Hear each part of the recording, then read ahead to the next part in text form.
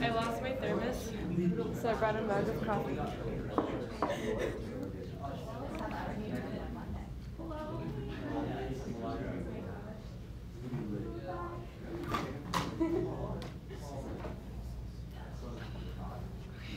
It starts in 5 minutes, right? Yeah, I already set the stream.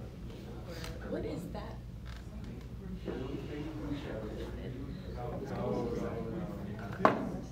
Yeah. I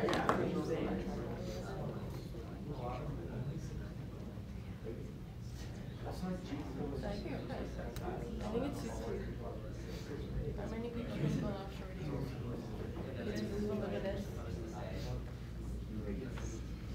You know, I'm not a dues paying member for the fall. Your security guard has told us where we're parked, we'll get paid. Yeah, I called Sarah and she isn't responding. So Okay. where are you guys parked? We're parking the lot on the end over here. Lot on the end.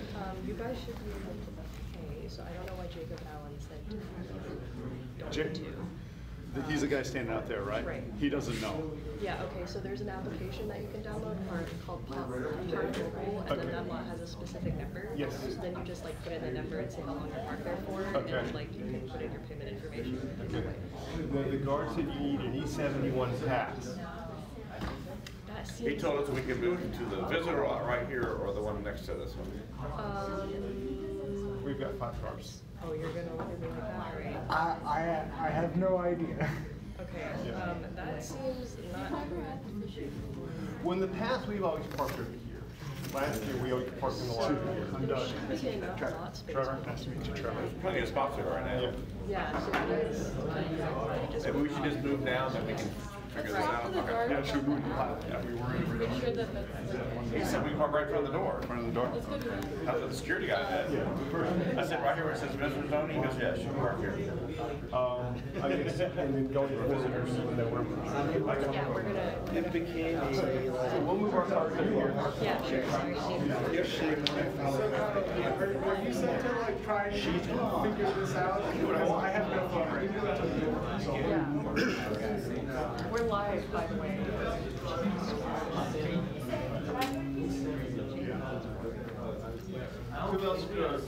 Excuse me, Mr. McMahon. Are you parking this lot over here? So, as far as lunch, A big what are one? my options to bring lunch? Okay. You know how to get a, you know how to get a big I paid. Yeah, so there's also Papa John's, so if you want to get into That's probably one. yeah. Walking distance or do you? Also, Don't know where it's from. Yeah. There's also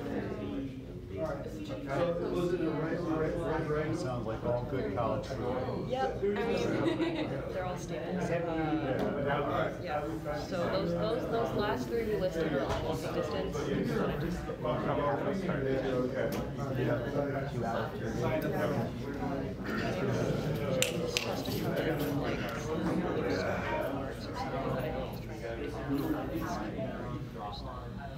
What I was point is that this presentation can be a long presentation or can be really Alright, cool. That's fine. yeah, there's a Chick-fil-A that's right over Yeah, yeah. That's where Christoph got focused.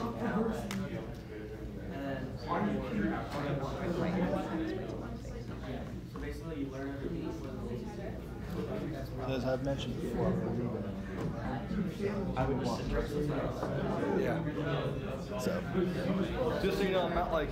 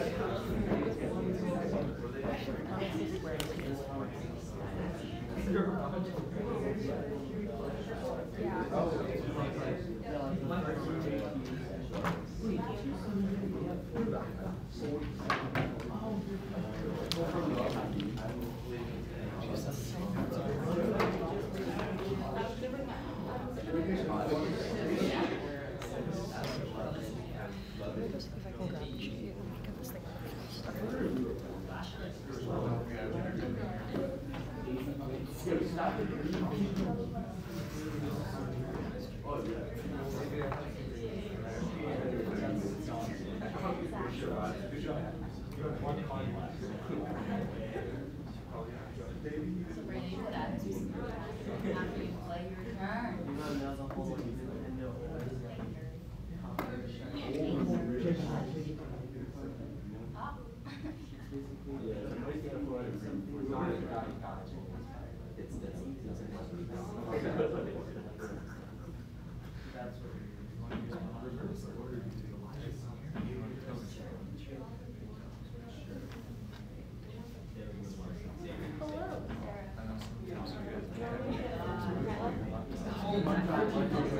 It's not done. Wait. Yeah.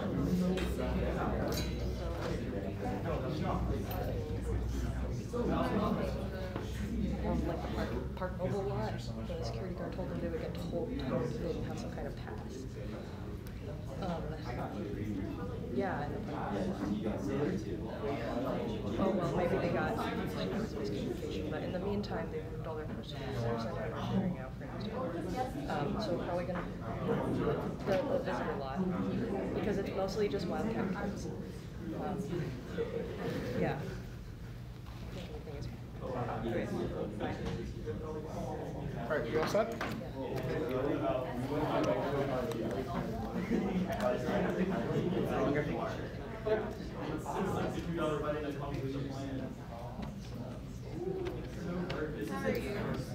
I'm great. What a time to be alive. I had Slack stuff for jackets like months. It's fine. They're on now. I'm on like 3 seconds. I'm paying for the but I'm actually with research, so I was like, okay, I'm gonna do this first. Okay, the security guy, he said he talked to the building owner, management, whatever. They said on the weekend, this lot is fine and it's free. That you don't have to pay during the weekend. Oh, during the weekend, only on the weekend. Yeah, okay, that makes sense. No. Sorry, the person who is in charge of organizing all of this is at a different competition right now, Oh, so okay. we're all just kind of doing our best. Yeah, and so we have email from building management that said that, but so that's why we were really confused when the security guard said something different. Well, he wasn't told. I mean, it'd be nice to tell the person who actually is checking in. Who's enforcing it? And who sees everyone on camera goes, I saw you all parked there, and that's a permitted park, you know, so he's just doing what he's supposed to do, but no one told him. So he called the management and said, oh no, on the weekend this is good. During the weekend it's not good. Yeah, But he said we also didn't need to pay. Sweet. that works for me. Hope so.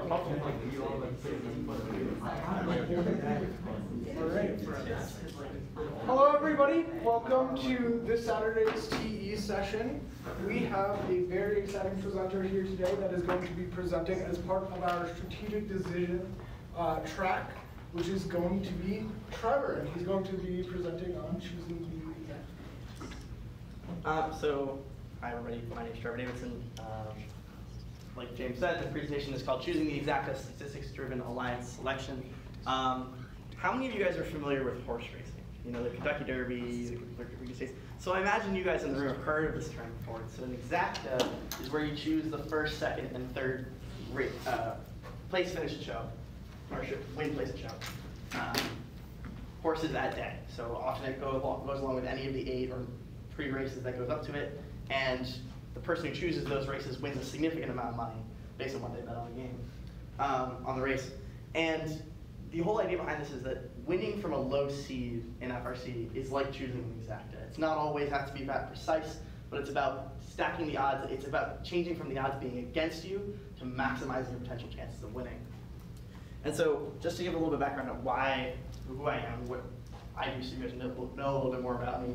I'm a 4th-year mechanical engineering student at Tech. I'm a former mentor for 1648 and an alumnus of FRC 540 in Virginia. I'm currently interning with the Columbus Blue Jackets, doing data analytics for them. They're a professional hockey team. And I've interned previously at Double Oak Gordon Associates and a co-op at Electrolux. And then I'm also MC and game announcer, so you guys might see me around in a little bit different role throughout the year. So what I'm going to go over today, I'm going to talk about sports and why they matter, because I think it goes overlooked in a lot of cases in the FRC world. I'm going to talk about the Peachtree District a little bit, just to give you guys, I know there's a lot of people in this room, but they're not always super familiar with the background and history of the region. Define some key terms, so go over some basic things about probability. and things I'm going to use kind of offhandedly. And then I'm going to talk about pulling the goalie and some factors of smart alliance selection, and then some conclusions and takeaways. I know not a lot of you guys are hockey people probably, but if anyone can name the goalies at the end of this, I'd be really impressed. There's 4 goalies.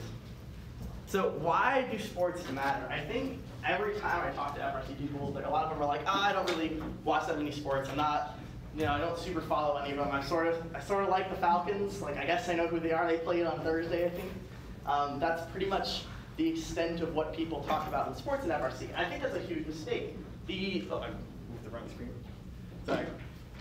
Why? So I think that's a huge mistake. It's not necessarily about the intrinsic value of the sport per se, right? I'm not going to stand up here and say to you, oh, sports matter FRC because they bring people together or whatever. That's not what's important here. The important thing to think about sports is that it's a consistent game that you can delve into and analyze. There's a strategy behind it. There's multiple strategies behind it. There's competing strategies behind it. And it's a great bubble for what happens in FRC Robotics. It's not just about, hey, it's about coming together in those clutch moments and being prepared and rising to the occasion. That plays a role, but it's not what we're focusing on here. It's about what things you can take from these sports and then apply and learn from FRC. And you see that in a lot of the modern era of sports. You see people are developing custom analytics all over the place to try to analyze and better understand player values and statistics. So for example, this graph on the left here, it's a hockey graph. I know you guys aren't into hockey, that's fine. But this graph shows the shot heat map for where Alex Ovechkin shot during even strength play. Alex Ovechkin being the Washington Capitals guy, that does kind of stands out of the cup, Stanley Cup.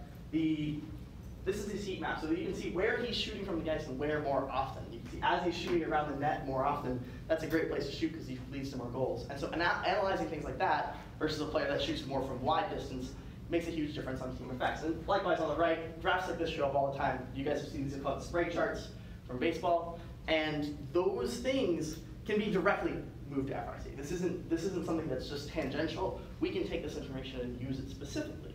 So how do you use this? It's about collecting good data and then visualizing it like this and making it so that you can understand what's going on. So I want to take this. This is a great visualization that's from Cassie on Team 103. It came up on Chief Delphi earlier this year. It's kind of buried, so I don't expect a lot of you guys to notice this. But this is the past 5 years of FRC data and looking at which alliance seed-wise won each of these events. So again, not my own graph, but I found it online. So the slides will be shared later. There's citations at the bottom. But this graph is a great representation of how often these number 1 seeds are winning. And I'm talking about like the number 8 and the number 6 and number 7 seed. That's what I'm really focusing on. But if you're a number 1 seed, you can see that these numbers are pretty high, right? And we've seen the Peachtree district. Those numbers don't stay that high. So we're seeing from both a 1 and a low side that there's improvement to be made from a Peachtree district standpoint. So take us in for a second. We'll move on to the next thing. A little bit of a historical review of the Peachtree district. So it started in 2003. It was the first Peachtree regional, way back when. The first teams that won were 34, 1080, and 494. 1180 and 494. 494 and 384 are still around, still kicking around in Alabama and Michigan. 1080 is the only Georgia team in that alliance that won that event. And then if you skip forward to 2015, the same things happened, right? So a lot of out-of-state teams used to come in during the regional system and win a lot of banners. It's one of the big reasons why the district moved to districts, right? Why we play in this model we do is because we want to have teams inside the region experience some success, even if it's just internally before going to competition. And so in 2015, both 2015 events that year, only one Georgia team was on the winning alliance of each year. So in 4188 in Peachtree Regional, and then for the Georgia Southern Classic, it was 1648. But once districts began in 2016, we had 4 district events inside the region, and then a district championship. So that's 5 opportunities for teams to win banners every year. And so we started with 4 events, kind of in a very jumbled up South in 2016, continued with 2017 with movement of the schedule around, and then expanded to 5 district events in 2018. I'm sure you guys are aware, adding Duluth to the schedule was the first Metro Atlanta event since the end of the Peachtree Regional. And I think an important note here that doesn't get discussed a lot is no out-of-district teams ever won at the Peachtree event. It's pretty common in other districts, more or less with the exception of Michigan, that a team from out of state or out of region will come into a district and win an event every now and then. It's, for example, last year, Team 3357, the Comets, did an exceptional job. Went into Indiana in their first event, won the event. So we've been lucky enough in Georgia that hasn't happened yet. And so when we're looking at this data, it actually allows us to really dig down the teams inside the region.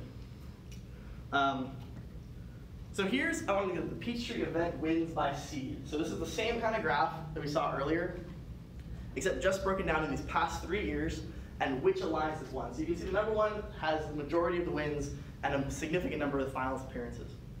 Keep in mind that the maximum number for any of these is 16. We've had 16 events. But as you can see, there's been not a single win for the 6 seed, the 7 seed, or the 8 seed. In fact, the 8 seeds never reached the finals. And in my next chart here, the number 8 seeds actually never even made it out of the quarterfinals. So in fact, they've won 2 matches in the history of the 8 seed. So the number 1 seed has a significant amount of victories, 43.75%. But as we showed you guys earlier, the lowest number on the graph before was 50%. And that was in 2014, where it was extremely dependent on your third robot, right? We're only looking at 2016 through 2017, and for the most part, that's pretty high numbers. And we're still only seeing about 7/16 of the time the number 1 seeds win. So what I'm saying here is that you can see that the low seeds are really struggling to pull out events. And why is that? Well, I need to define some key terms first. We're getting there. So probability, I'm sure you guys all kind of inherently understand this concept to an extent. You're all smart people. But the likelihood of something happening or being the case. So if I flip a coin, what's the odds it lands on tails? It's about 50% for every given chance.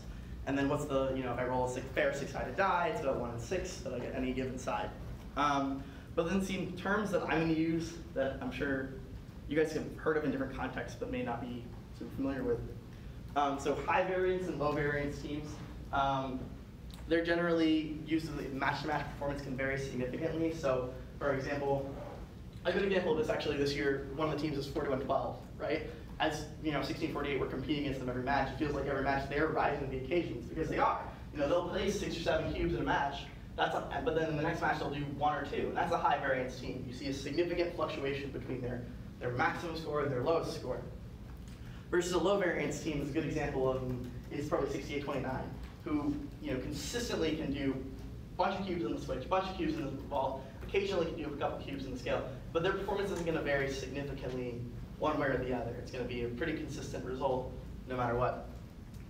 When you have your ceiling and their floor. So when I say ceiling, think about the ceiling of this room. It's like if I could jump to the ceiling of this room, that'd be the highest I could possibly jump. At the same time, I'm not going to go any lower than the floor, so that's fine. That's the same thing kind of applies statistically, right? Whatever a team's real potential is at any given event, that's their ceiling. That's what they could possibly do, their maximum capable thing. And their floor is like, what is the worst they can do? Obviously, they can break down. I think throwing that out, getting the 0 from that, what's the worst they can do with a functioning robot? So then you kind of have this range that you can work with. I'm going to go more into this, but historically strong isn't like they're legendary, they're exceptionally strong. It's not 254. Historically strong means, well, it is 254, but not in the sense that they just dominate everything. It's historically strong, meaning in the past, in this region, they've been extremely relevant. So again, I'll dive into that a little bit more. And then reliability is a probability the team will not break down and they meet minimum performance expectations. So everybody has, when they do a line selection, they have, hey, we need this team to do this now. That is included in their reliability. That's the expectation. It doesn't necessarily just mean breaking down. So historically strong, I think a lot of times people pick teams like, oh, they used to be, like, I think a lot of teams stretch it, and they're like, oh, they're normally pretty dang good, they're pretty effective. That is, I think when people think about that, they think about teams that can really turn it around and really change the fortunes of what's going on. And I hear that apply to a lot of teams, like, oh, this team is pretty good. They're very consistent.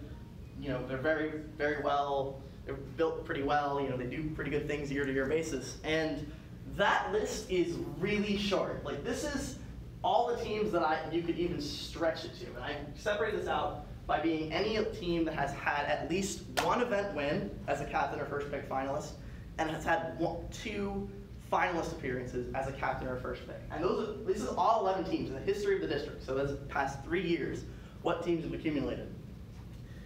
Again, this is only 11 teams. We're talking about 10% of the region at most here. And frankly, these teams probably don't even qualify. A lot of these times they may have been the 8 seed, they may have been the 5 seed, they may not have done super well, they may have been drafted late. And so there's also a secondary thing to look at. Which teams are consistently drafted at the top events? Because there's no better indicator about how well teams are doing generally than where they're drafted on the board. So each of these numbers, the 2 solid lines are for their average draft position at district events, and then the orange line is average draft position at the district championship.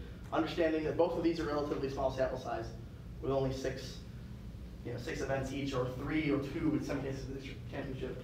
And then those dashed lines are what we like about the trend along the graph. So it's pretty close to a linear line. I established that if you're a historically strong team, and obviously you guys can have slightly different interpretations of this, but a historically strong team is a team that consistently is beneath that line. They're consistently drafted high in the draft. They're consistently effective, and viewed by their peers. So you can see that really only applies to a small subset of teams, specifically only those 6 teams there. So if those 6 teams, if you can look at an event and say, hey, they're not doing super well right now, but they're going to be there. A good example of this is actually this year. So I think people looked at 1746, the district championship this year. I'm sure you guys remember them. They were kind of doing wheelies on their front wheels and not being super consistent, and they really weren't particularly effective.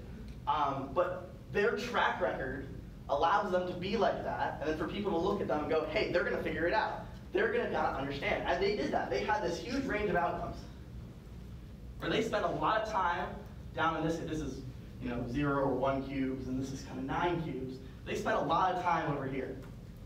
Not to, a ton of space over here, but they had 1 or 2 matches where they were over here. And so 6177, who drafted them 3rd at the district championship this year, looked at this and said, they are 1746. They're going to end up here when it counts. And if you're on this list, you have the right to, you can say that about a lot of these teams. It's not always year to year. If you had done this at the end of the 2016 season, you would have said 1261 is absolutely a historically strong contender. And in the past couple of years, that hasn't been the case. So then they come off this list. So it's not a year-to-year thing. You can't absolutely say at the beginning of the year, hey, this team is going to be great. No question about it, no, hands down. But you can say that if their performance looks warranted, they've clearly shown potential, they've clearly got a functioning team in the pits, you can say that this thing can happen. They can figure this out, and they can be great. And 1746 was really good in that series. They did lose, but 1746 was much, much, much closer to this end of the graph than this one. Okay, and I want to establish it's probably not your team. I know everybody likes to think they're like the super powerhouse team, but generally you're not, unless you're on this list. So, I mentioned earlier, what are lower seeds doing wrong? Why do they keep losing? And obviously there's some robot quality that's important here, right? You were #1 seed because your robot is good, because your drive team is good. There's a reason behind that. But there's 3 particular things that they're not doing. They're not developing a coherent strategy. Every time I go to an event, I'm waiting, because it always happens, waiting for one of these lower 4 seeds, 5 through 8, to pick a team that doesn't provide them an additional chance to win, right? You're not picking a team that has this kind of outcome, right? You're picking a team that has this kind of outcome on the left here. And that really doesn't help your case when you're trying to beat 2 teams that have outcomes up here. It really doesn't help. And they always do this. And then that coherent strategy is, there's a strategy that the #1 seed is going to run, right? They're going to have this basic strategy that's going to be simple, and they're going to have it pretty well set up, because they're going to know that if they just play to their capability, they're going to win. But if you pick that same strategy as them, you have to have better teams than them. And that doesn't happen because they're the #1 seed. They get the first brick and the first robot, right? So that just really doesn't happen. And then not embracing and understanding risk. It's tied into both of those things, but there's a reason that in the draft, the #1 seed always selects a high output team. It's because they can. When you're number 6, means you're selecting the 11th, and 12th robot, right? You obviously have to select yourself, but if you're 11th, I bet you a high output team here, in this position, is not anywhere near up there, right? It's not even close. So you have to play the game differently. You have to think, how can I maximize my chances to win this event? A question. Sure. Give us an example of what you consider a coherent strategy. So, okay, sure. I actually have 2 examples. I'll give you a positive one and a negative one. So, this year, Gainesville event, right? Number 6 seed is 24-15.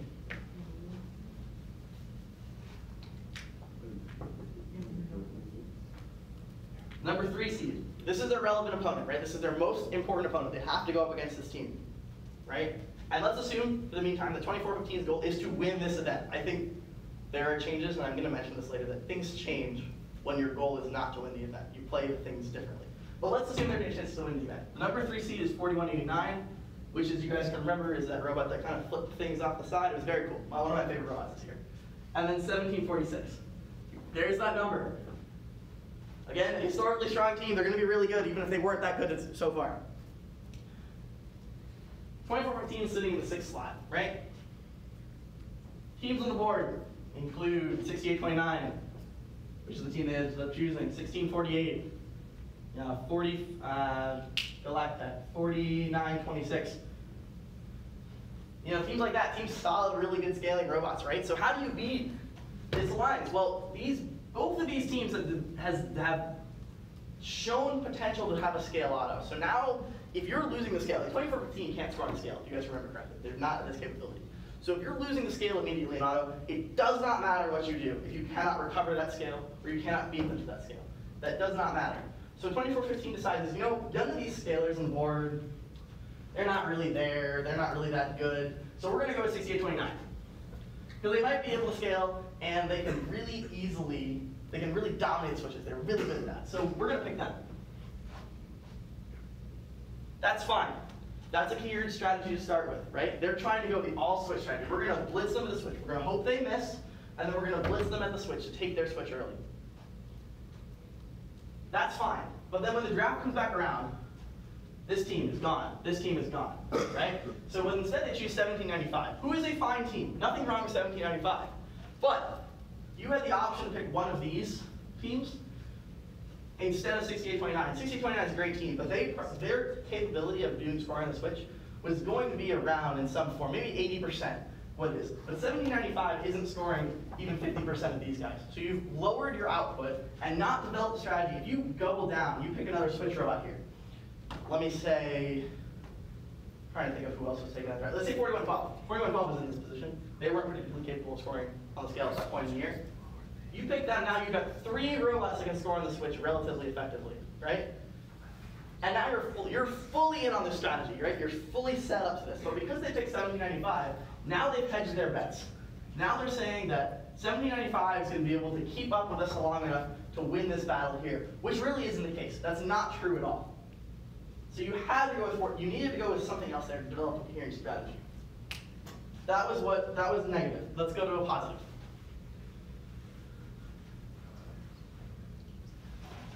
How many of you guys remember 2017 district championship? That's unfortunate. Okay, so we're gonna go there. So number 1 seed that year, right, is 1746 and 4941. Right? I think we can all agree, again, looking back on that year, that 1746 was the best team that year. They could score in autonomous, both on the peg, and they could score as boiler.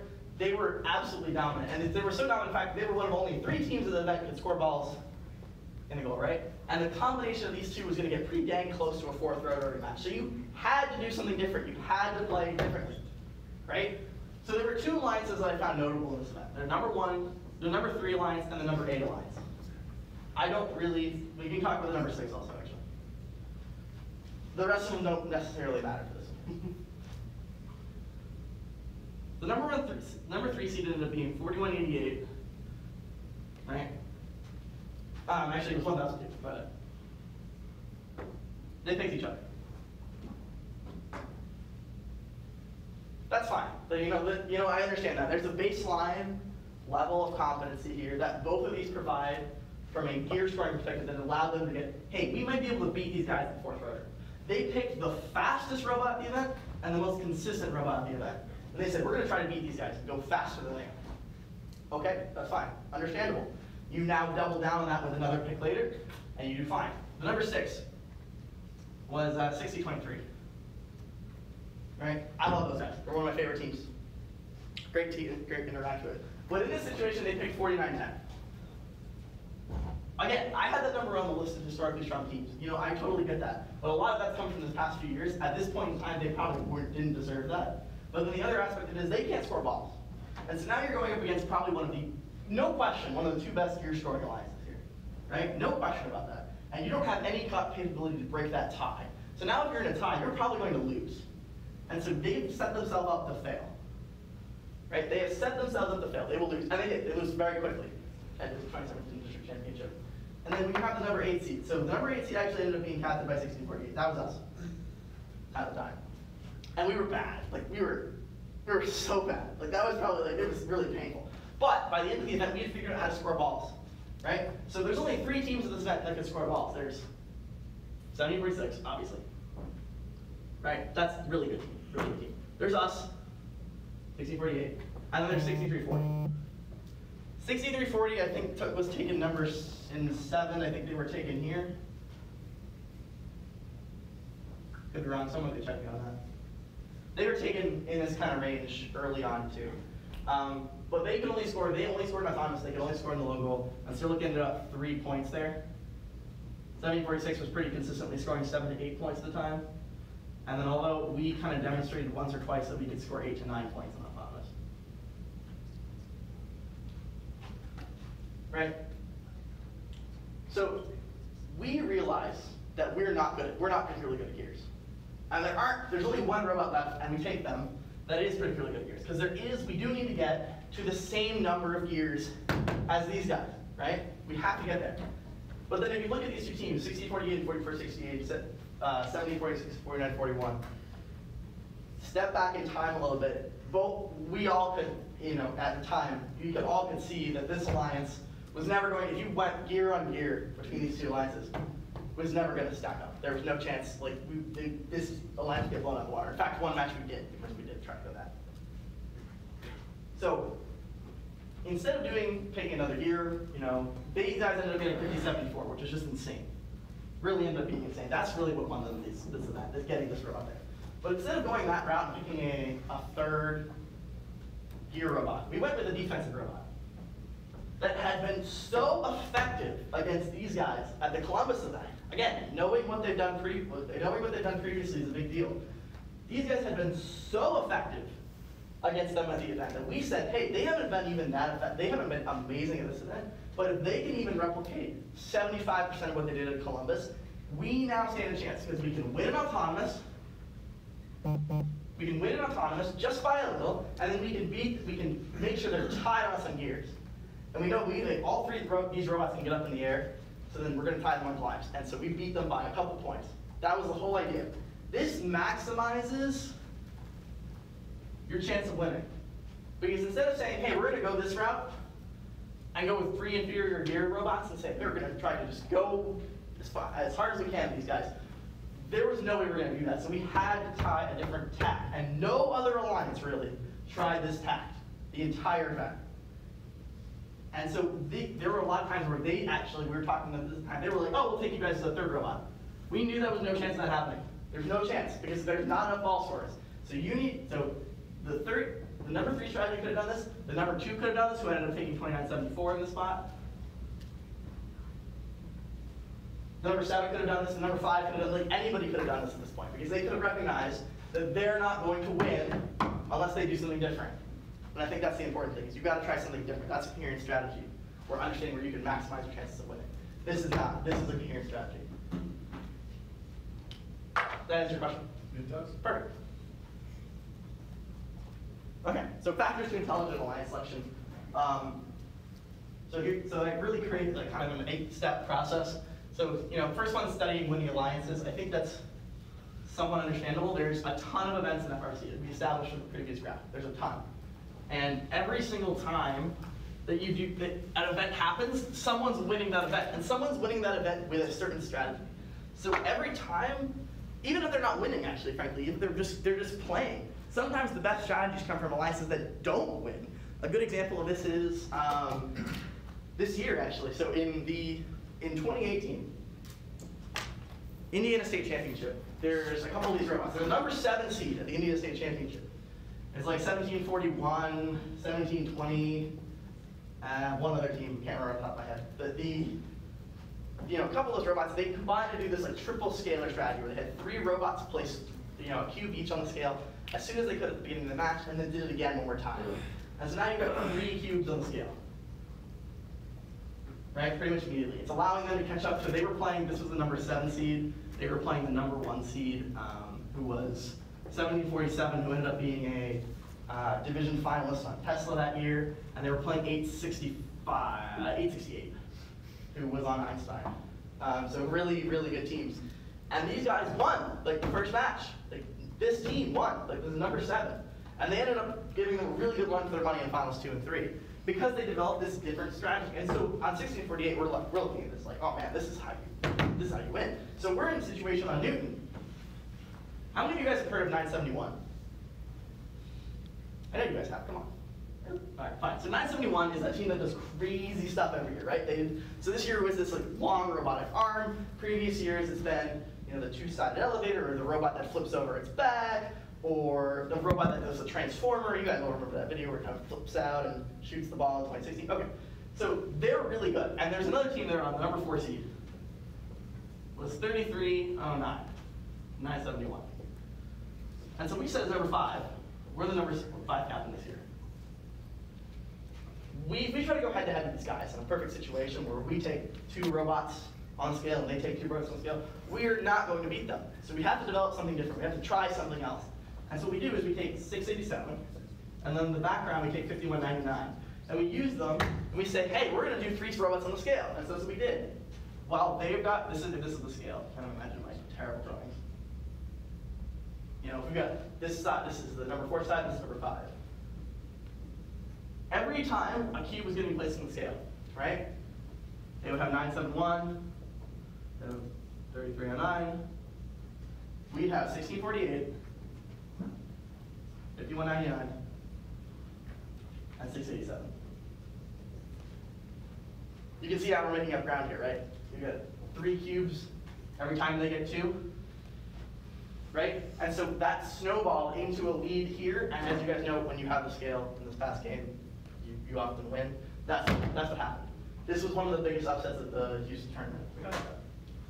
We didn't end up winning the event. We got knocked out in semis. We had to play 2 teams that were above our range of outcomes. When you go up against 3310 and 118, you often lose. That's kind of how it works. But when you play above your range of outcomes, that's what happens. Develop potential strategies. Again, it's like a brainstorming process. Identify and collect useful data. Understand your position and goals.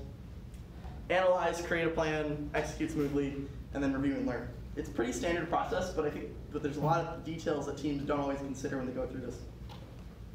So studying with the alliances, almost every event is streamed and documented. Literally almost every event, right? If you wanted to go back and find data or video from the 2018 Colorado Regional, a very high profile event, easy to do, Blue Alliance has it. If you wanted to go find video from the Australia or Shenzhen regionals, not necessarily the most high profile, not necessarily the best organized, they have it, because it's just one of those process things in FRC that you can get a lot of this video available. So every year, you can see almost every strategy that has won an event. Almost every single one. I have the video linked here. Is actually one of the best, I think. If you guys heard of First Updates Now, it's a video streaming service. They don't do a whole lot of stuff that I love, but one thing they do, and I linked here when the slides come out, is a video for their show called Fun Analysis. And they literally break down matches and analyze the strategies and the key moments of the match. That's an extremely good tool. There's a video released every week at the competition season, and it's a great video. The people who do it are fantastic. So the key points, right? Key points to look for when they're doing this, and they do this as well in that video.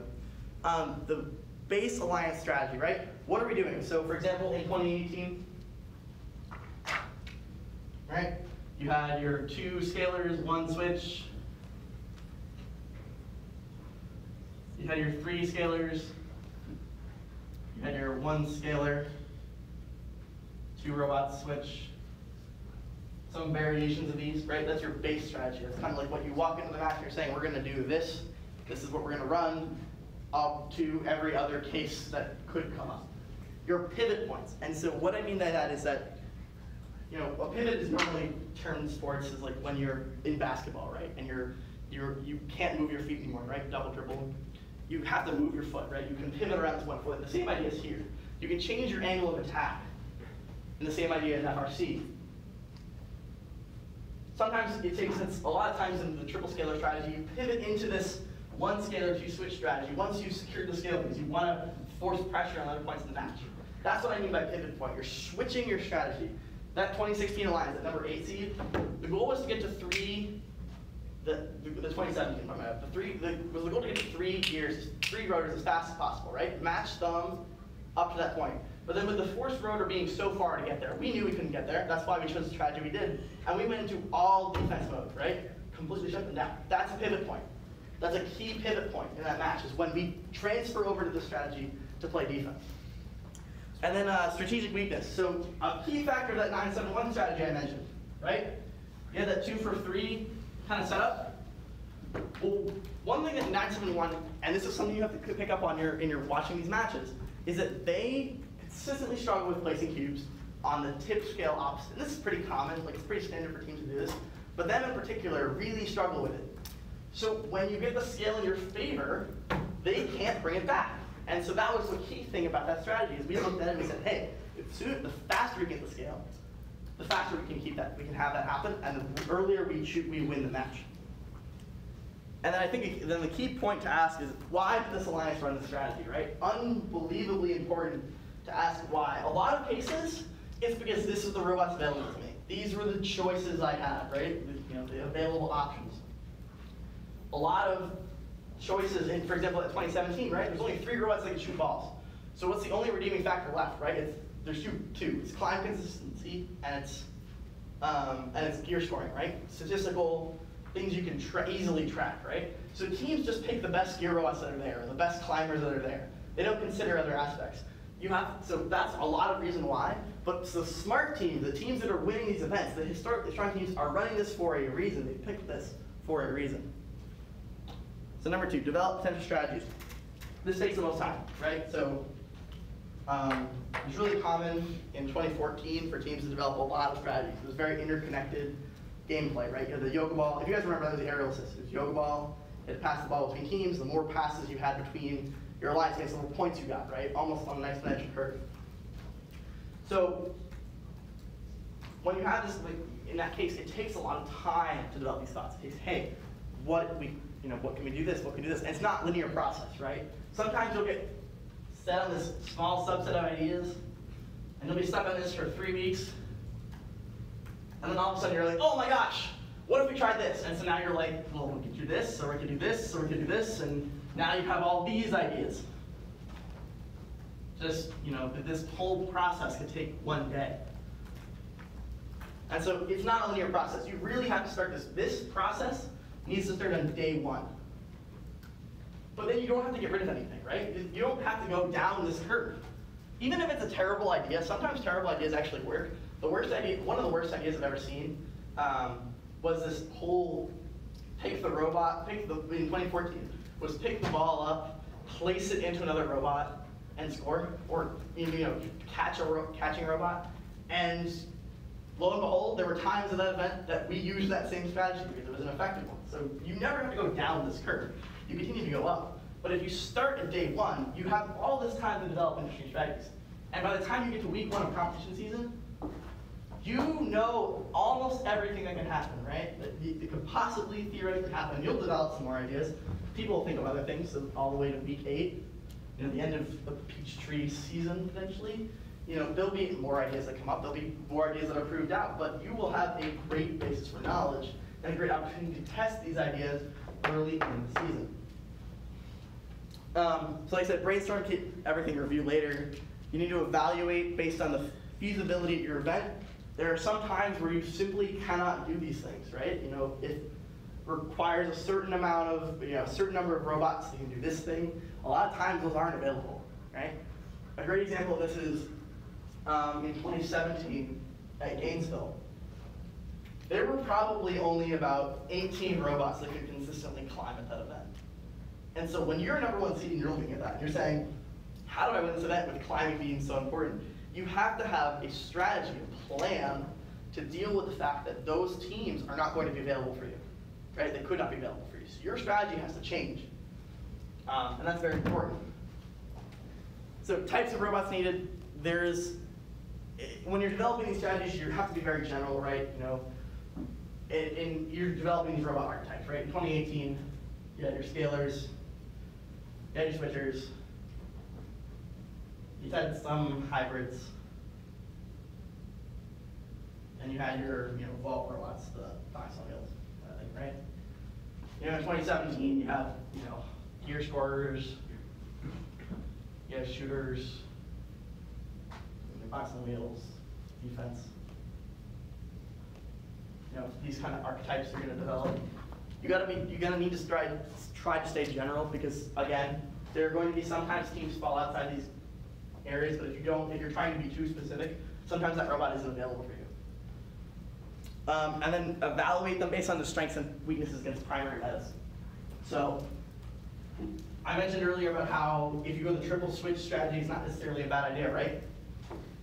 It can be actually pretty effective in certain situations, right? If you go the triple switch strategy, that we mentioned earlier, right? So you have 3 robots on the switch, which means you have no robots on the scale. And I mentioned earlier, if you think about how the time rate of scoring works for the system, if both teams, both alliances, are scoring on the switch only, you have this pretty standard linear curve. But as soon as one of them scores on the scale, well, now their score is going up at twice the speed. So in order to win with the 3 switch 0 scale, you have to beat them to the scale so that all else being equal, they have this period on the graph that looks like this. And so even if they take the scale back, it looks like this later on. And so as you can see, this alliance would take the win, all else being equal. Sometimes all else isn't equal, and you have to factor that in as well. But if they don't have any, in this case, if they don't have any scale storage, I really do think that triple switch strategy, if that had been pursued against most other alliances, could have been effective. It really could have been. So, never throw away a strategy. That does not mean your drive team does not need all the strategies. The drive team is normally extremely busy. They have to communicate with other teams who may not have the same level of strategic knowledge as you do. So it's generally a good idea to have one, 2-person, or a couple people on the team know the strategies, kind of have them in the, on a Google Doc or some sort of way somewhere, so that they have to bring them out and be like, hey, let's try this one, on kind of a match-to-match basis. But your drive team should be focused on only the strategies that they need to execute. So their subset should be, maybe half or 25% of the available strategies available. So I want to give a good example of this. I mentioned 2014. It's called a playbook.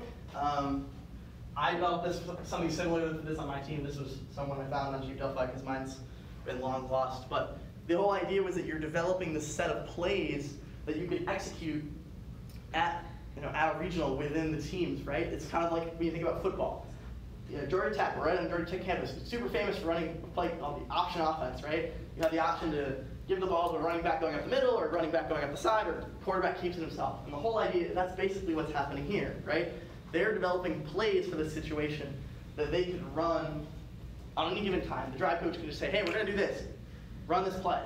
And so as you go throughout the event, you can try different things, like what works, what creates separation for your shooting robot, and what allows them to score. So not all years are as easy to develop playbooks like this. I'm not going to say that it's always been this easy, and rarely did we use a lot of these plays in the playbook. There was normally one play that we ran. But that being said, it's great to have this information because when you do need it, you can have it, and it is easy to recover, to relearn and know the importance of the strategy. Number 3, identify and collect useful data. Teams think they're good at this all the time. A lot of cases they're not, including my team. Like my teams historically have been awful at this the first week, and we get better at it throughout the year. because manpower, training, organization, they all get better through the year, right? So it's important to understand what this really means. An easy stat to collect is not a useful stat, but if a hard stat to collect is also not a useful stat, right? I could collect as much information about shooting, shooting balls in 2017 as I wanted, right? It's a relatively easy stat to track if it's, low number of balls. There's only 3 robots at the event. I don't need to track this data for every team, right? I don't need to continue to enter zeros in this information. It's not going to be helpful for me. I can just look at, I can visually see the teams that are scoring balls and choose from there. At the same time, a hard stat is a useful stat, right? In 2014, does it really matter? You have this set up. For those of you guys who are a little bit young for this, if you have this kind of, the low goals here, so they kind of sat out. And so, if a team sat up against the low goal here and scored a lot of their balls on the left side, that's great to know. It's sometimes pretty useful, but most likely it doesn't really matter if they're scoring the left side or the right side in this case. They can score either way, right? They're shooting at the goal. Doesn't really matter. So the same idea is there. Like, it doesn't matter which side. This is not a useful stat. And it's a lot harder to track because then every time they go to shoot, they're just worried about whether the ball goes in or whether it attempts or whether it missed by a lot or whether it came back out. Now you're worried about which side of the field they're on. And so that doesn't necessarily matter. It doesn't necessarily matter if they're shooting here versus shooting here. They're in the open field. That's very general.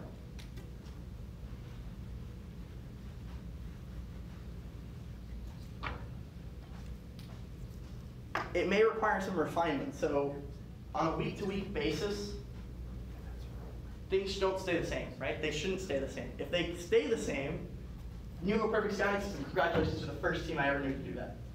Every week, there's going to be something you should change, something you should take out, something you realize, hey, we should really know this information. So I'm going to give a good example. That leading up to that championship event where we played against 971, we started to recognize that it mattered where you scored from. And in fact, in 2018, if you guys noticed at the Duluth and District Championship events, where 1648 played with 1102, there was a consistent strategy to which side of the scale we all scored from, right? 1102 was playing on the far side of the scale. They came at it from the far side. We came at it from the near side. If things changed, sometimes we would both approach it from the near side, one of us going to the center, one of us approaching the near side. So it just depended on the situation. But there was an importance to where people were scoring and who was good at what. There were some teams who were just awful at scoring from the backside of the scale, right? Like if they could not see their robot hovering over the scale, they were just awful at it. At the same time, there were teams who were just not particularly good about seeing the depth perception from the front. And so you had this pretty huge difference, and that kind of thing mattered at the end of the day when it came to it. So we started tracking that data. But we didn't start tracking the data until district championship. So it really didn't, it required some refinement to get there. And then data collection should correlate with the strategies developed in number 2. If you're taking data, this should be a pretty easy logic jump. If you're taking data for a strategy that you're not planning on executing, or you're not connecting it to any strategy that you're planning on using, why are you taking that data? Every piece of data that anybody takes is a mental process they have to go through. The lower number of mental processes you can take, the better data you're going to get. Sure. Understand your position and your goals. So I mentioned earlier that if your goal isn't to win the event, you don't necessarily have to play like your goal is to win the event, right? You don't necessarily care. If your goal is to collect, get the semis, right? Get some district points. We want to go to district championship, things like that. If you're the number 5 seed, you don't really care what the number 1 seed does, right? You're not concerned about beating them at the end of the day. You're just concerned about this number 4 seed, right? This number 1 seed doesn't matter. So you build your strategy around defeating this one opponent, right? Let's say you make your goal, let's say you're the number 6 seed, right? And your goal is to make it to the finals, right? You don't necessarily care about beating the 1 seed. You just want to collect those 20 district points. You really want to get to the district championship because you really want to go to the world championship, right? You're the number 6 seed. If you want to get to finals, you don't care what the number 1 seed does. You really just don't care. It does not matter to you because if you get to finals and you're playing against the number 1 seed, you've already reached your goal. But you do care what the number 2 seed does. You definitely care what the number 3 seed does. And for the most part, you care what the number 7 seed does. Because you could potentially play both of these guys, and you will definitely play these guys. And so you have to care about all of those. You have to build a strategy that says, hey, we can beat all 3 of these potential alliances.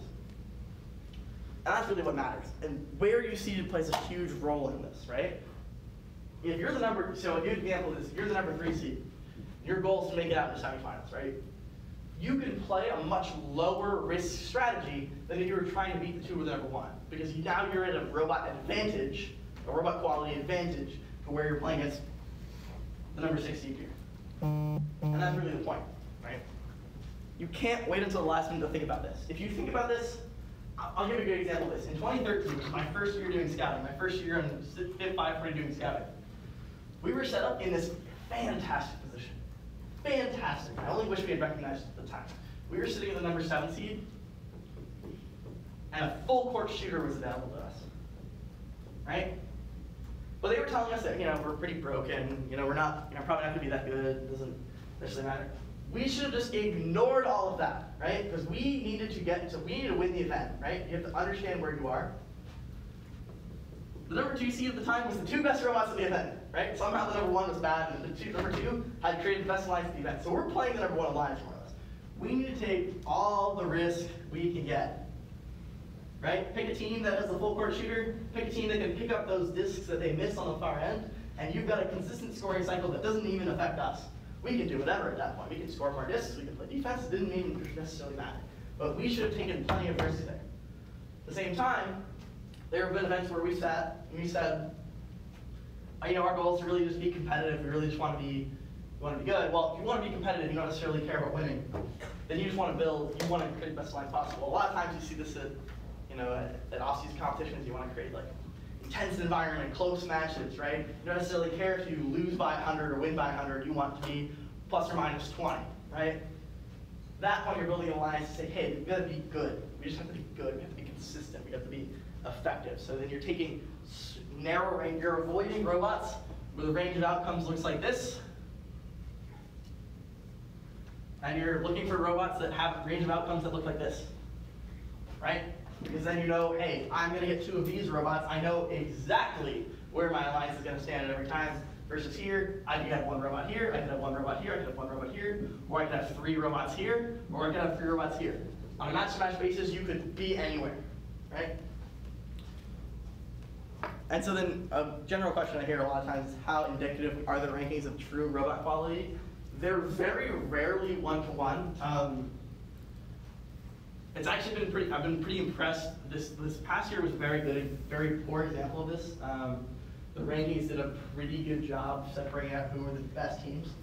But even still, I gave you a best example. So at this, district championship this year, your number 1 alliance captain was 1102, right? I think we can all agree for the most part that they were the best robot in the district this year. They picked 1648. And so your number 2 seed is then Oscar. And Oscar is a very good robot. I like those guys a lot. They were instrumental in our 2017 victory. But they were not the 2nd best robot, right? Or they were not even the 3rd best robot, if you consider it that way, right? They were much lower down this list. And so that happens every year. Someone in the middle, especially, is not going to be there. In fact, a lot of what happened in that draft, I mentioned the 6177 and the 1746 event, happened because 6177 doesn't want to be in this position, right? They're not the 3rd best robot in this event. They're not set up to win the event as a 3rd seed alliance captain. And so they don't look at this as positive. It's not positive for them, and that's because the rankings aren't one-to-one. They very rarely end up in the right way. So I know all the teams in here are very smart. They understand this, but don't rely on the rankings to sort out the way you want it to, because they rarely do. Very rarely. Analyze your data. So this is probably the key part of this slide. These next few slides. So often happens concurrently with number 4. If you remember, 4 is understand your goals and positions. If you're, again, analyzing your data and choosing things based on what strategies you've chosen to execute depending on your situation, right? So again, correlate your strategies from number 2, set up from data generated number 3. Those previous steps are so important to getting this part right. Because bad analysis, it's not bad data collection leads to bad analysis. You can still have bad analysis with good data collection, but bad data collection does not matter what you do, will lead to bad analysis. So I have one other key note here is that all per match statistics in FRC are small sample size. When you go to a district event, you have 12 matches, right? Someone, we had actually a really good exercise in my statistics class the other day. And I'm sure some of you guys are taking AP stats in high school. If you flip a coin 12 times, it's pretty rare, like it does happen, but it's pretty rare that you get 6 heads and 6 tails. You generally get something like 7 heads and 5 tails, or 4 heads and 8 tails, because there's this range of outcomes, right? Like this, it is a pretty triangular curve in this case, but they do happen on different setups. So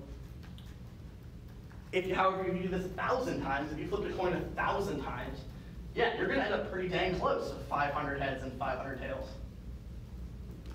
Right? On the grand scheme of things, it's going to be pretty close, because over large numbers, you get consistent results. So the same thing applies in FRC. 12 matches, FRC is surprisingly consistent, actually. It's very, considering the scale of competition and how complicated these robots are, it's surprising how consistent everybody is for a match-to-match basis. That being said, 12 is still a very small number, right? If you have 12 of anything, you're still looking at a very small subset. And so when you can, it's extremely useful to try to increase this number, right? There's a few ways to do this. You can do this by looking at practice matches, either on the practice field or somewhere else. You can do this by looking at previous events. A great example of this is if you were for teams at the Duluth event. There were a lot of teams at the Duluth event. For the most part, they didn't make changes to their robot between the events, right? You could take the vast majority of that Duluth data and just jump it into the DCMP system. And so now instead of looking at 12 matches for 1648, you're looking at 20 matches for 1648. And that's a heck of a lot stronger than 12 matches. Every conclusion you make statistically at that point is much more important. So some key takeaways: maximize sample size, like I mentioned. The average is also not a final number. Like I said, basically all day today, everything operates on a range of outcomes, right? When we look, a lot of teams will sort it down to this one average number, right? Whatever that number may be, that one small portion. A lot of times that's not the case. There's some robots that look like this. So now what are you really getting out of them? You're getting something in this range, right? Not really, you're more likely to be over on this section than you are anywhere near this line. And so these distributions aren't always normal. You can't assume they're normal. And so when you take an average, that's what you are assuming. It's a bad assumption. So really, you need to look at standard deviation if you can. If you can create a histogram like this for every team, that's perfect as well. That's even better. So when you're combining these pieces of data together, you can much more easily see, with combining the medians and looking at standard deviation, what kind of odds do I have for beating this distribution? And then there's 3 statistically desirable traits for robots, and I think this is obvious. When you think about the terms I was using before, right? But you want to have a high ceiling, you want to have a high floor, and you want to have historically strong team. Because if you have all 3 of those things, that's probably the best robot you can get.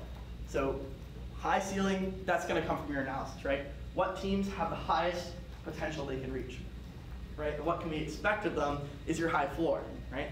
What can they reasonably do on a match-to-match basis? Both of those things are going to come from your analysis. That's something you have to do. The historically strong, that's your knowledge. That's the ridiculous things you keep in your back of your brain that only matter in FRC, but they matter in this case because you want to win these events, right? So knowing which teams are historically strong, knowing which teams you can rely on event to event, knowing which teams that have been good, in week 1, if X team is really good, and then in week 4, X team is really bad.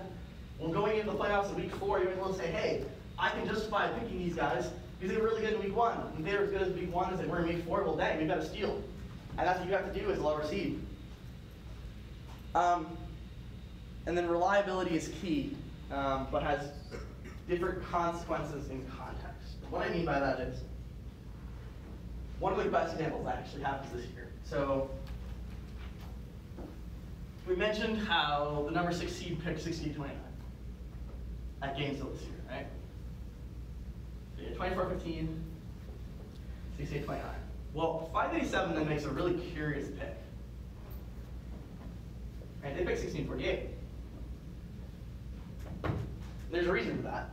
1648 has been fine on the switches, right? But you don't, again, you're going up against, from their perspective, you're going up against the number 2 seed, which is 832, one of the most consistent robots of the event, and then 1102, who pre-claw at the vacuum thing on it, so it wasn't the same 1102, but was still very, very good, right? This is a very good combo that is not going to, the number 1 seed that year, I know most of you guys in the room know this,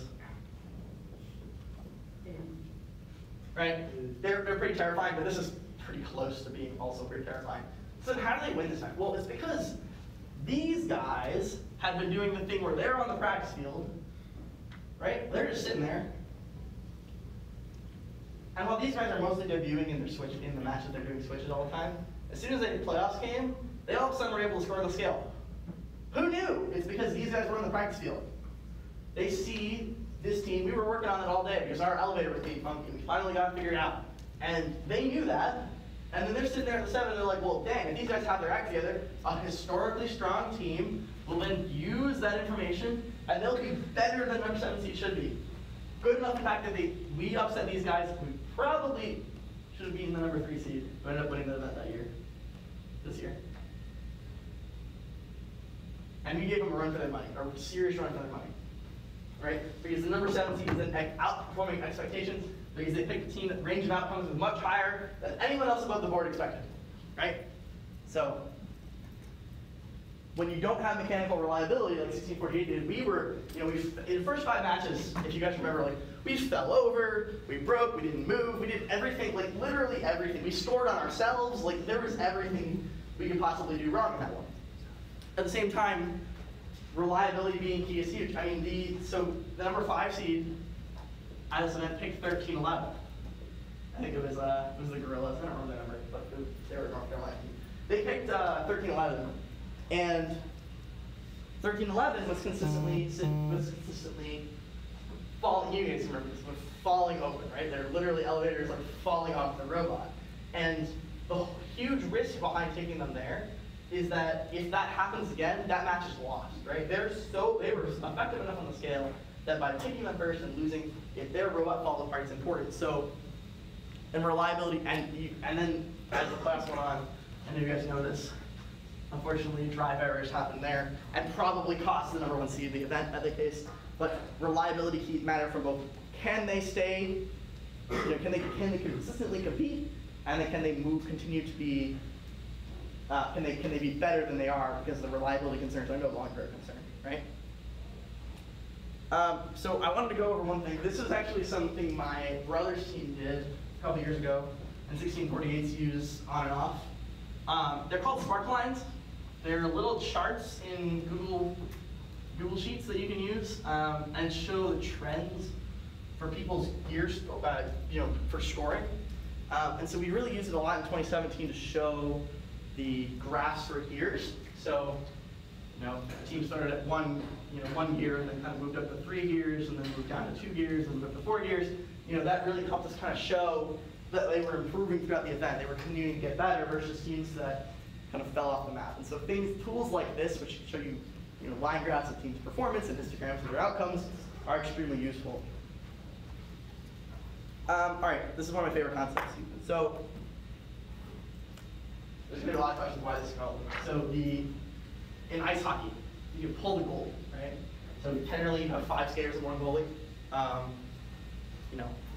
Generally any given 10-second period, you have about a 0.6% chance of scoring in any given 10% period, right? Or 2 sides.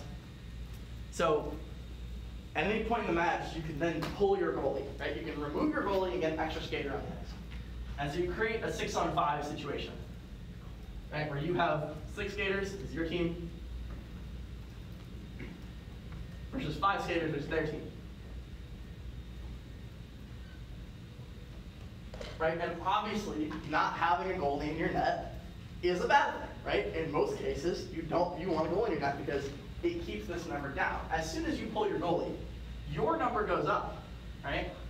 To something like 1.4% of the time, generally, but their number also goes up. In fact, their number goes up a lot more, to something like 2.6% in any given 10% period, right?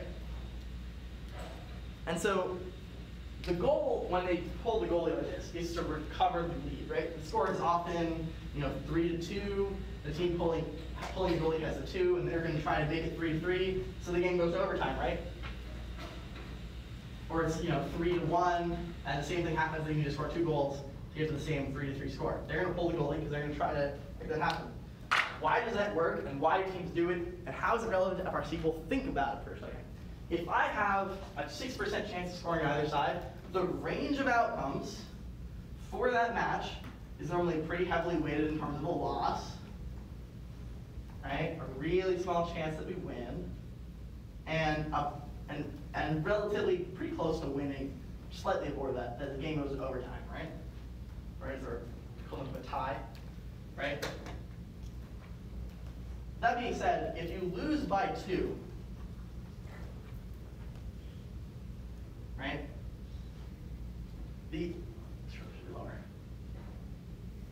If you lose by 2, the result for the hockey team is the same. They get 0 points, right, in the standings. But if you tie or you win, you now get 1 or you 2 points, right? So if you lose by 3, you lose by 4, you lose by 5, doesn't matter. You just lost. From there, it doesn't matter. The same thing happens in FRC, right? If you lose 380 to 379, you lost. You lose 380 to 38, you lost. It doesn't matter. Like at the end of the day, it's one match. Who cares? And the same idea happens here. In FRC, you're trying to increase the range of outcomes. So by pulling your goalie, yeah, you lean more heavily this way, right? You get more chances you're going to lose by a lot. But you also increase the odds you're going to win or you're going to tie. And then you create points. And that's the same point, right? And that's the idea of increasing risk, right? Increasing your range of outcomes, making it so that you have a greater chance to get value out of this, right? Same idea here. If you win 381 to 380, you win, right? Doesn't matter. But then if you lose the next match 380 to 338, you lost. It's series 1-1. Doesn't matter if you lost this way or this way. It's not soccer. The aggregate score doesn't matter. It's just about whether you win or you lose. So, on a literal level, you can't pull the goalie in FRC. You can't just like add a 4th robot. It doesn't really work that way.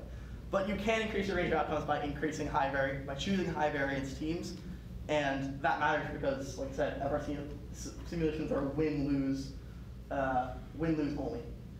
2014, there was actually a goalie position. You can, in that case, pull the goalie. You still had 3 robots, but instead of being a 3-on-2, a 3-on-3. So just ignore that. Create a plan. I think most teams understand the general idea over here, but there's 2 scenarios to reach your goal. You have a different strategy that exploits opponent's weaknesses and maximizes alliance potential. So the exploiting opponent's weaknesses is like with 971, right? They can't score on the trip scale, so if you can switch it, you change the range of outcomes of the match. So that's the whole idea of exploiting opponent's weaknesses and doing something differently so that when your robots come together, right? So robots come together. Right? If you have your range of outcomes for your robot and your 2 partners, right? By creating a plan and coherent strategy,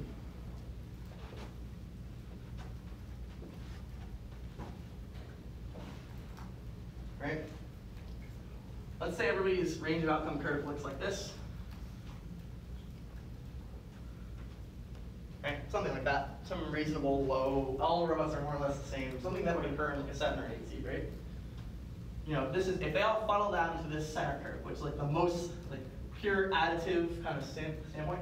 Your curve looks a lot like this, where this number here, is like 3 times this number, right? And your range of outcomes is 3 times whatever this number is, right? But you've got a lot more space in here. By choosing an effective strategy, you can do 5 things, really. You can stay the same. Sometimes strategies don't work, they just kind of result in the same thing. Or they get worse, right? You could end up doing something where it just shifts the curves that maybe you're still only scoring, what 1 robot can score, and you still got the same range of outcomes, or even worse, you could kind of be bad, and you could make it work like more easily, like the average is now even worse, and the range of outcomes is even much, much worse, right? Or, and what a good strategy does, is it takes it and says, hey, we're going to maximize our output here, we're going to get 9 times whatever we're going to do, right? We're going to be way more effective. And the same idea happens here. Now you do your average is now 4 times, right? So the synergy between the robots makes a huge difference. And that's what I mean by having a different strategy that exploits what the weaknesses. You're changing something up, and you're maximizing the potential to win that match. And then execute the same strategy at a higher level more consistently.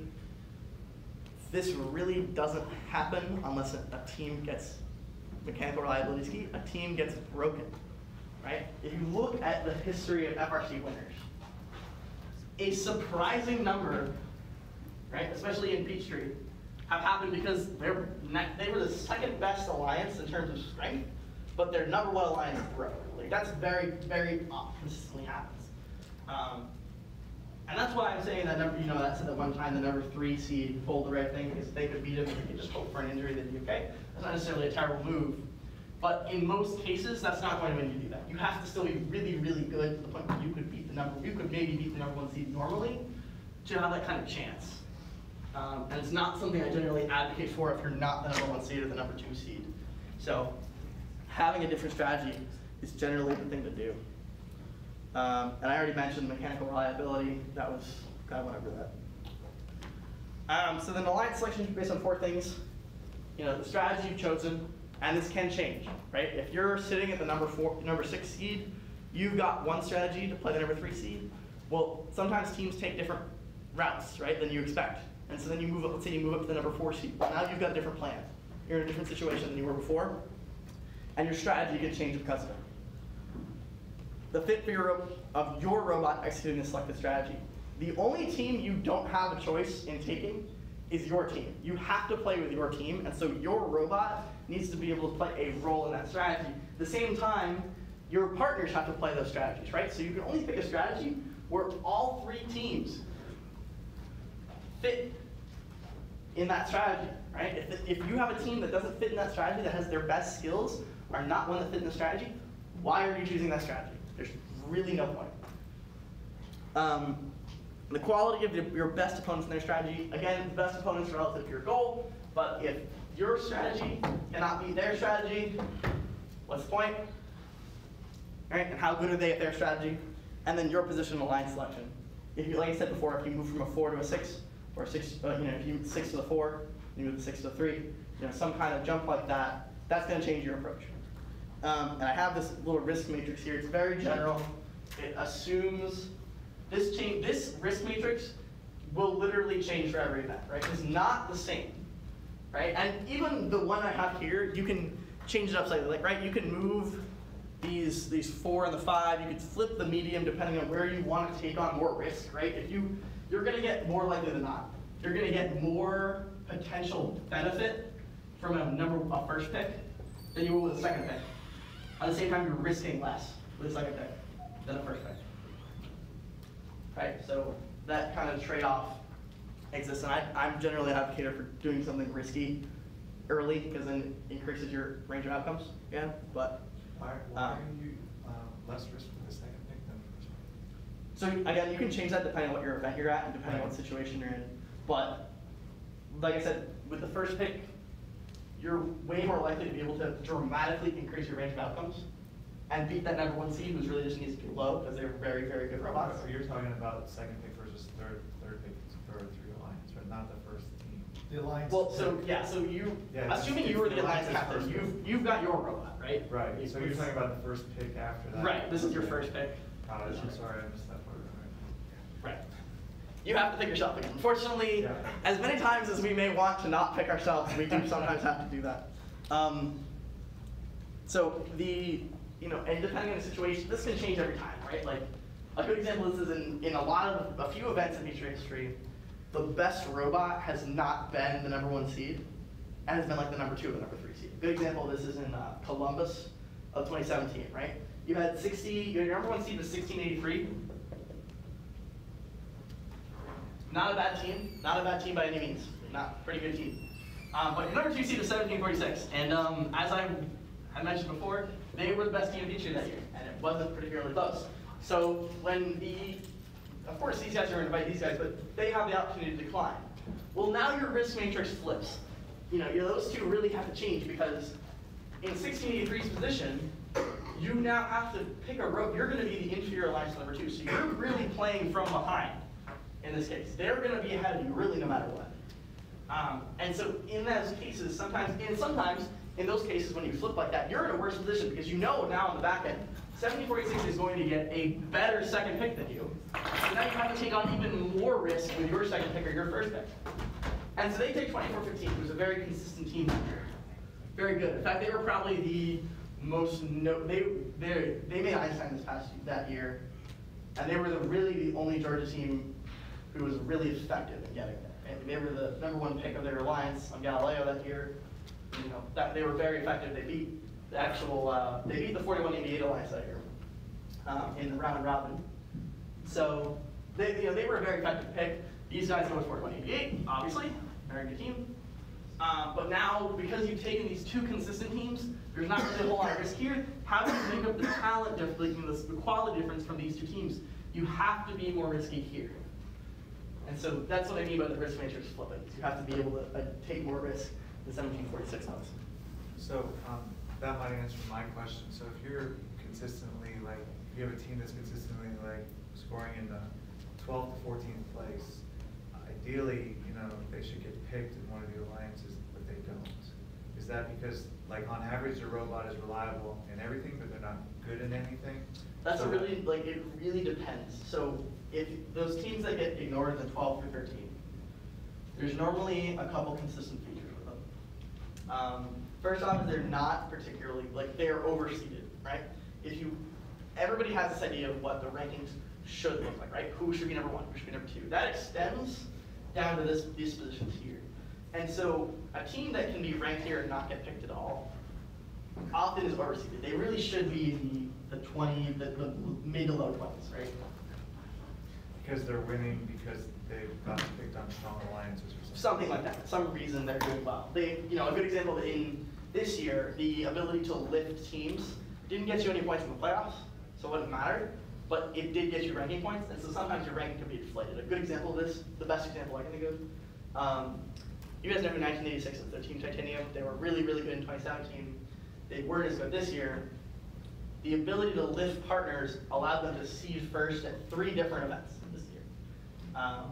After completely missing the playoffs at their first event, they seeded #1 at GKC.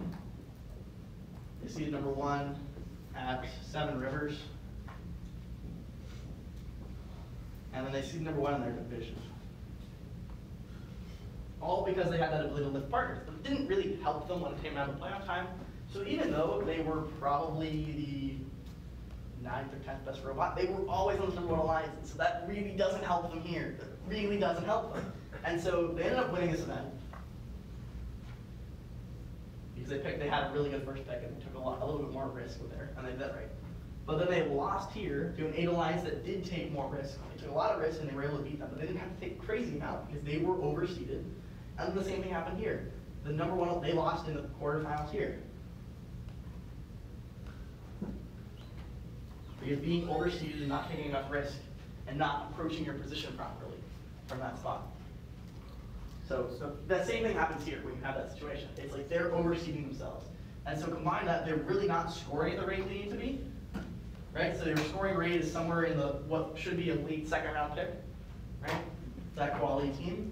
And then they don't have anything that changes the math for them, right? Like if they're not scoring really well and they have like Mechanum wheels, or they're not, and they don't play particularly good positional defense like you can with Mechanum, they're gonna find themselves lower because of the specter around those wheels, right? Or they're a pretty slow robot, like they score pretty consistently, but they look awkward and they're slow. And so from a visual standpoint, there are a lot of teams that just do this visually. They'll just look at a robot, they'll say, hey, this robot is, not particularly effective. Even though they might be scoring particularly well, the perception is that they're not good. And so then this even dropped, like positionally in the draft, they look at this even worse.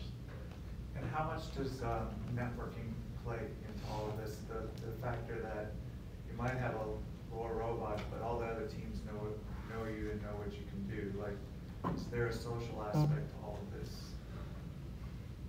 Yes, but, this is very important. It depends on which team you're talking to. So, I was on 1648 the past few years, right? and even when I was on 540, we did a pretty good job of scouting, right? We did a really good job of knowing who could do what at any given event. And so if you come up to us and say, hey, we're around, we're available for you, we really don't want to hear that because we know you're around, we know you're available. If you're there and you're good, we're going to take you. That being said, if you go up to someone and say, hey, we've got this new fandangle ability, we can do this thing, and you show me some proof that you can do it either on a practice field, or you did it one time in a match, or you've got it running in your pit, or something like that, well, that does change the match. That really does change the situation, because now we can look at you and say, hey, you've got this ability here. Well, we've got this. A good example of this. So this year at Newton, one of the abilities people were looking for was to combine multiple scale autos with one extra cube. And so if you had the scale, here's kind of, imagine the field, here's your switch, and here's the scale, right?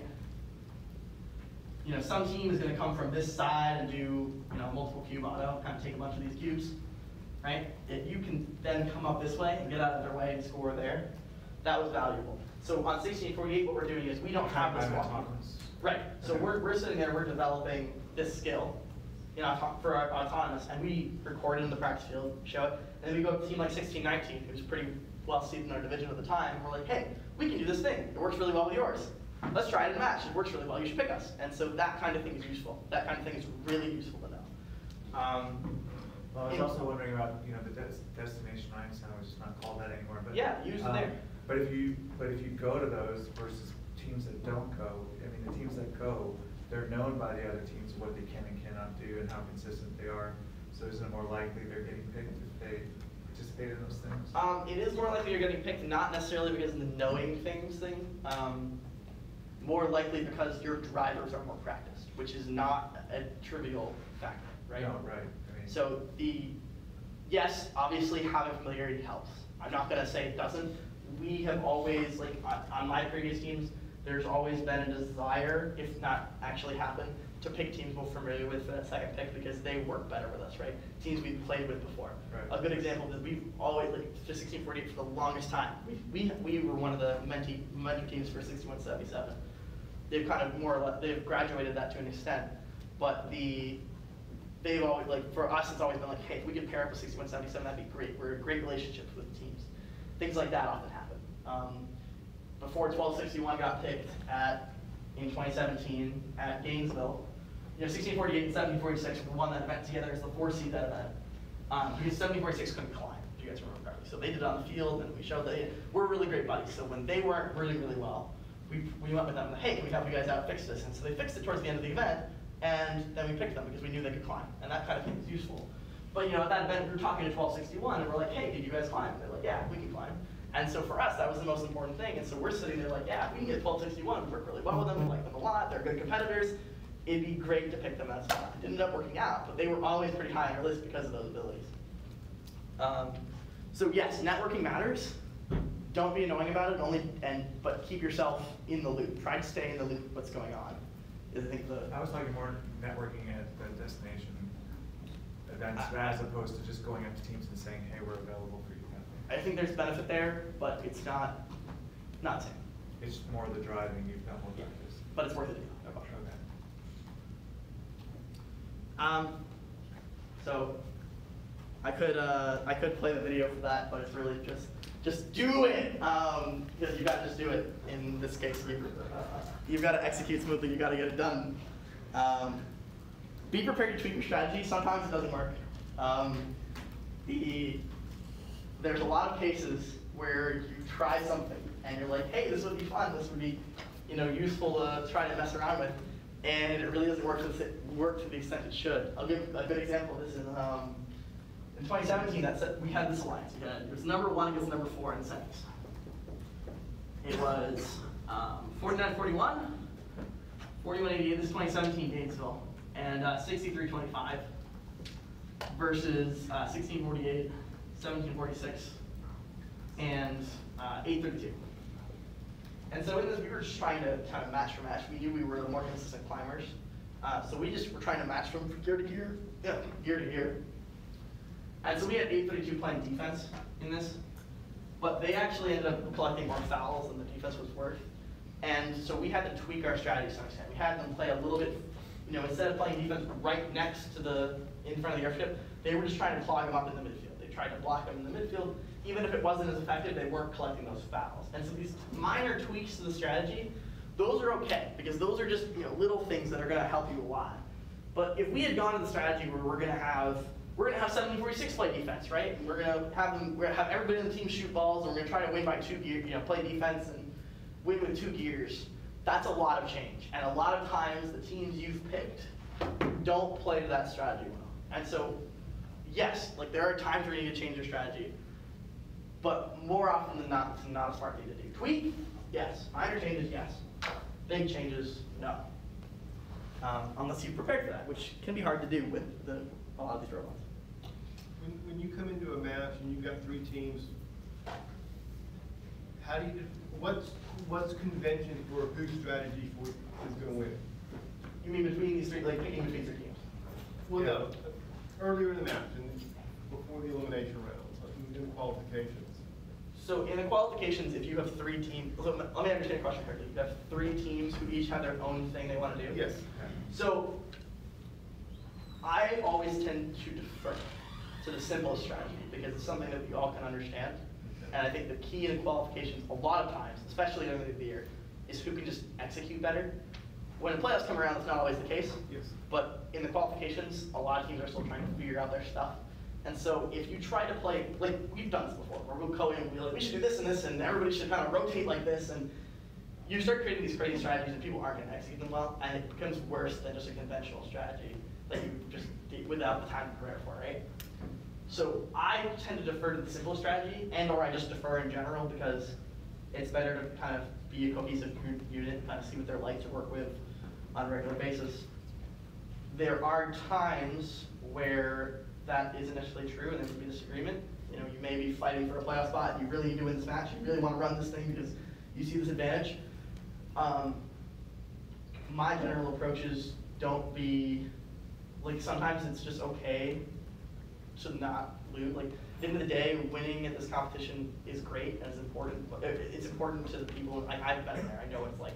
But at the end of the day, it's more important to kind of to just have fun with it and play it to the extent you can. So don't, you know, you can be forward, but don't necessarily be aggressive.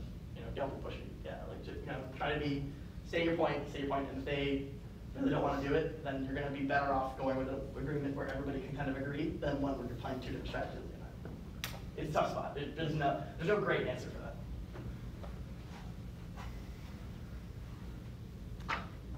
Okay.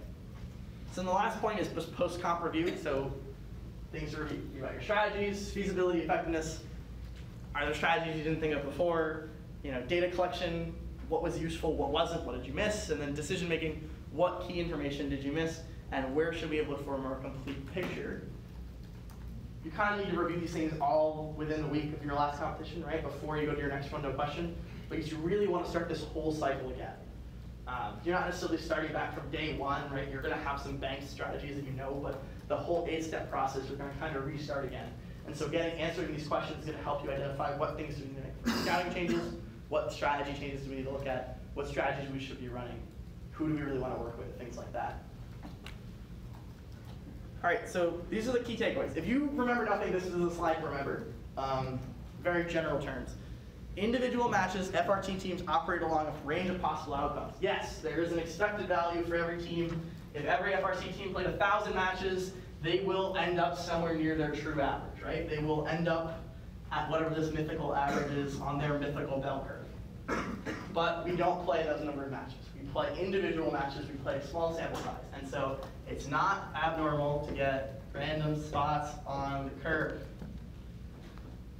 And so you really have to take it when you develop these things about maximizing your range of potential outcomes and trying to end up where your range of outcomes, the quality of your range of outcomes is greater than theirs. You know, median-wise, your outcome is better, but also importantly, if you're a lower seed, your top end, this last 20%, is higher, right? That's what's relevant here. Against the best alliances, right? If whatever your goal is, the best alliance in that situation, you have to be prepared to beat and capable of beating. collect useful data well and don't collect data you don't use. I think that's pretty obvious, but again, it's something that takes thought. I think a lot of times, sometimes people have teams, like it's pretty common on the teams I've been on, where you kind of have this strategy lead who does kind of all this stuff externally, right? They're doing the talking to the teams, they're creating the strategy, they're working with the drive coach, things like that. And you have this like scouting lead who's kind of operating in the stands. And then you have your kind of helpers, right? Who are doing some of the major scouting points. These people, I need to be directly involved in this thought process because the information that they say, like, hey, this is really hard to track, or this is really not effective, and then you can go back to the strategy and say, well, even if it's not that, if it's pretty difficult to track, can we track it better? And it's something if we don't even need it, why are we tracking it at all? So that information is pretty important, and I would continue to refer to them. Understand your goal and build an alliance that can reliably hit that target. Again, is your goal to make semis? Is your goal to win? Is your goal to make worlds? What's the deal? Is your goal to win Einstein? One of the biggest frustrations I had this year was there was a team we wanted to select on Newton that declined us before we picked 687, 199. That was very content with just trying to maximize the excitement, right? Like, what are their how do they create? How do they do well? Again, how do they make it to semis, right? How do they go as far as they can, rather than saying we're going to try to win these events? So they built an alliance that inevitably lost in semifinals because even though they could beat their quarterfinal opponent, they never really threatened their semifinal opponent. So that's important. Build an alliance that can reach your goal. Our goal was to win, so we built the alliance so we could potentially win it. Pull a goalie. What I mean by that is increase your range of outcomes. Be willing to take risk, even if it's not weighted in your direction. If you can take on some risk and potentially win, it's worth it rather than lose by 100. Right? Win by 1, lose by 100. Still win 1, lose 1. And then always have a plan. The teams that I've seen do the worst in any given situation have always not come in with a plan. And so if you work ahead of time, you'll get to 60%, 70% of what you've got, I said in this presentation. Even if you don't do it completely wrong, you do nothing right except just have a plan, you will be better prepared than if you don't. And you guys are all smart teams. I know you guys do to some extent this. So you're getting 70% of the way there already. But teams around you, teams that you guys know that aren't preparing for a plan, get them to have a plan. This is what we're going to do if we're in this situation. This is what we're going to do in this situation. That's all I've got. Any further questions you guys have? Anything you want me to refer back to? Explain again. Is it typical for, you have the strategist and the scouting team. Is it, I would assume it's the coach's job on the drive team to talk to the strategist and tell the driver to implement the plan, or how does that usually work with teams? It varies a lot. How I operate, teams that I've operated is the strategy lead will talk to the drive team, drive coach, and then he'll go talk to the other teams. That's what 1648 does right now. I've been on some teams where the drive coach is much more mechanically involved, and so they're in the pits a lot, and they decide, hey, the strategy lead should go be the one who's talking teams, and I'll come along if I can, but they're going to set the strategy, and they'll explain the strategy needs at some other time available. So it really depends on the situation you're in. The scouting structure is normally pretty consistent. Sometimes the strategy lead is your scouting lead as well.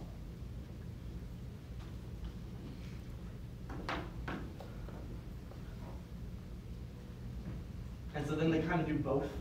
That depends on the size of your team, that depends on the situation, but it's really team dependent. A lot of things do. Okay, just wondering how other teams do it. Yeah, we can talk about it after. Any questions? Okay. That's it, the last thing I